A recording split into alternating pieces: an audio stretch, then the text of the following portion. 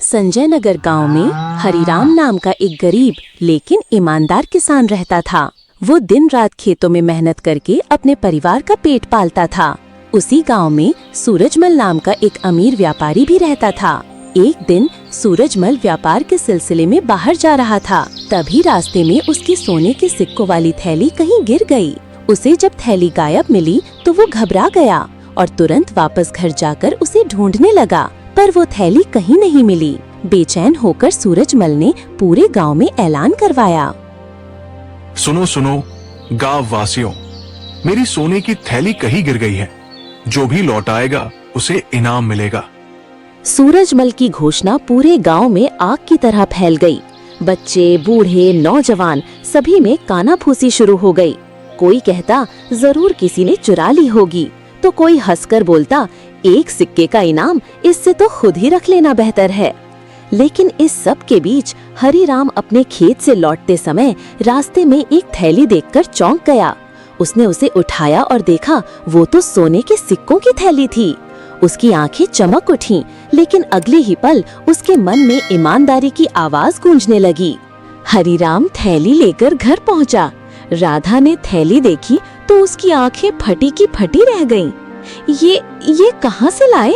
राधा ने घबरा कर पूछा। हरिराम बोला, रास्ते में पड़ी थी, शायद सूरजमल की ही है। गांव में उसी की थैली गुम होने की बात चल रही है।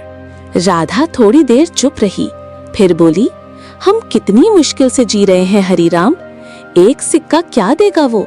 ये सारी थैली हमारी गरीबी मिटा सकती है। हरिराम शांत स्वर में बोला, राधा, हम भले गरीब हैं, पर बेईमान नहीं। ये धन हमारा नहीं है। जो ईमानदारी से नहीं मिला वो कभी चैन नहीं देगा।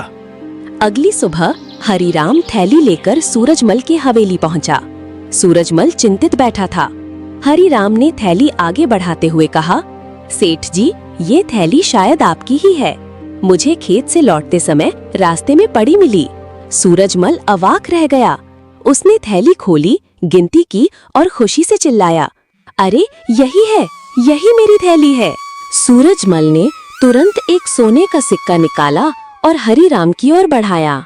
ले बेटा, तूने ईमानदारी की मिसाल पेश की है, ये तेरा इनाम। सेठ जी, मैं ये नहीं ले सकता।